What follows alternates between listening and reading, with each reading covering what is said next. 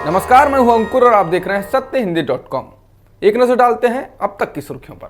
देश में सोमवार को कोरोना संक्रमण के मामले 1 लाख से कम आए हैं। ये करीब 1 महीने बाद ऐसा हुआ है। केंद्रीय स्वास्थ्य मंत्रालय द्वारा सोमवार को जारी आंकड़ों के अनुसार 24 घंटे में 83,876 नए मामले दर्ज किए गए हैं। ये एक दिन पहले की तुलना में करीब 22% कम है। पिछले सोमवार को एक दिन में 2.09 लाख केस आए थे, यानी पिछले करीब एक हफ्ते में 1 लाख से ज़्यादा केस कम हो गए हैं। पॉजिटिविटी दर भी कम होकर अब 7.25 हो गई है। देश की मशहूर गायिका लता मंगेशकर के निधन पर आज राज्यसभा में शोक व्यक्त किया गया। सदन की कार्यवाही से पहले लता मंगेशकर के लिए 1 मिनट का मौन रखकर श्रद्धांजलि दी गई। इस दौरान राज्यसभा के सभापति वेंकैया नायडू ने कहा कि लता मंगेशकर के निधन संदेश ने भारतीय संगीत और फिल्म उद्योग की दुनिया में एक महान पार्श्व गायिका, एक दयालु इंसान और एक महान व्यक्तित्व खो दिया है। उनके निधन से एक युग का अंत हुआ है और संगीत की दुनिया में एक शून्य पैदा हुआ है। चरणजीत सिंह चन्नी ही पंजाब कांग्रेस के मुख्यमंत्री के उम्मीदवार होंगे। राहुल गांधी ने इसकी घोषणा कर दी है। जिस मंच से उन्होंने इसकी घोषणा की, उस मंच पर पंजाब कांग्रेस के पूर्व प्रमुख सुनील जाखड़, राज्य में पार्टी के मौजूदा प्रमुख नवजोत सिंह सिद्धू और मुख्यमंत्री चरणजीत सिंह चन्नी भी मौजूद थे। चन्नी के नाम की घोषणा के बाद चन्नी और सिद्धू एक दूसरे के गले मिले। राहुल की घोषणा से पहले पंजाब कांग्रेस के पूर्व प्रमुख सुनील जाखड़, राज्य में पार्टी के मौजूदा प्रमुख नवजोत सिंह सिद्धू और मुख्यमंत्री चरणजीत सिंह चन्नी ने कहा कि कांग्रेस आलाकमान जो भी फैसला करेगा वो उसे स्वीकार करेंगे।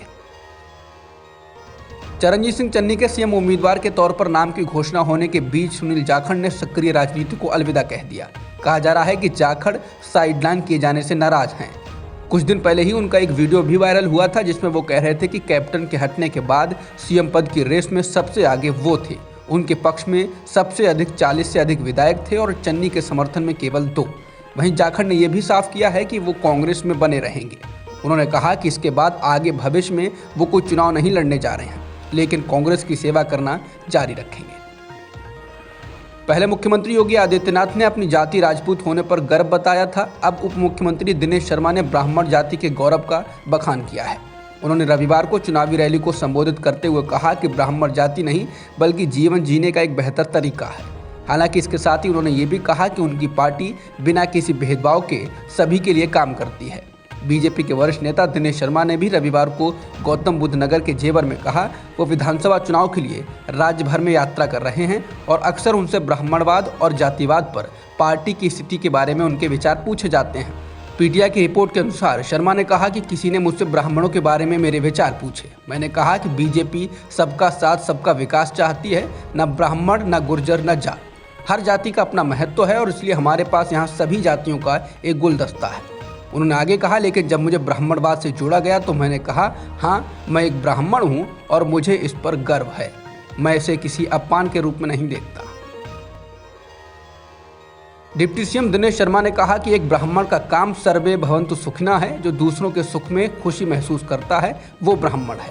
शर्मा ने कहा कि पहले केवल शिक्षकों को ब्राह्मण कहा जाता था, क्योंकि वे लोगों के कल्याण के लिए काम करते थे और सभी जातियों में सम्मान के कारण उन्हें देवता के रूप में माना जाता था। उन्होंने आगे कहा तो ये नई जाति कहाँ से आई? ब्राह्मण कोई जाति नहीं, जीवन जीने का एक श्रेष्ठ तरीका है।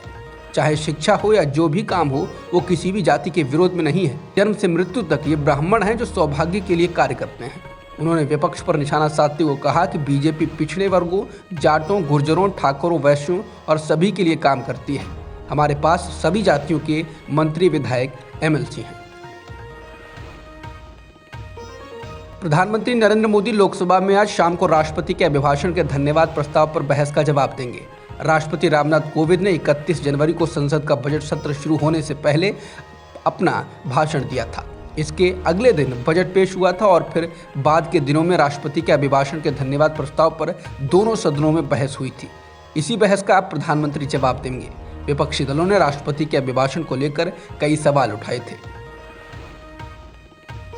केंद्रीय गृह मंत्री अमित शाह एआईएमएम प्रमुख असदुद्दीन ओवैसी के काफिले पर हमले को लेकर आज संसद में बयान देंगे। ओवैसी पर गुरुवार शाम को उस वक्त हमला हुआ था जब वो मेरठ से दिल्ली के लिए लौट रहे थे।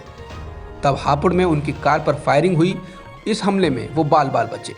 ये मामला सांसद में भी उठा। इसी को लेकर गृह मंत्री आज बयान देंगे। एएनआई की रिपोर्ट के अनुसार वो राज्यसभा में सुबह करीब 11:10 पर और लोकसभा में शाम करीब 4:10 पर बयान देंगे। दिल्ली में सोमवार से स्कूल खोल दिए गए हैं। वहीं बिहार में भी पाबंदियों में ढील देते हुए 8वीं तक के स्कूल 50% क्षमता और 9वीं से 12वीं तक के स्कूल और कॉलेज कोचिंग संस्थान 100% उपस्थिति के साथ ओपन करने की अनुमति दी गई है। अब तक की खबरों में इतना ही। बाकी खबरों के लिए बने रहिए सत्यहिंदी.com के साथ। सत्य हिंदी का ऐप डाउनलोड करें गूगल प्ले स्टोर पर।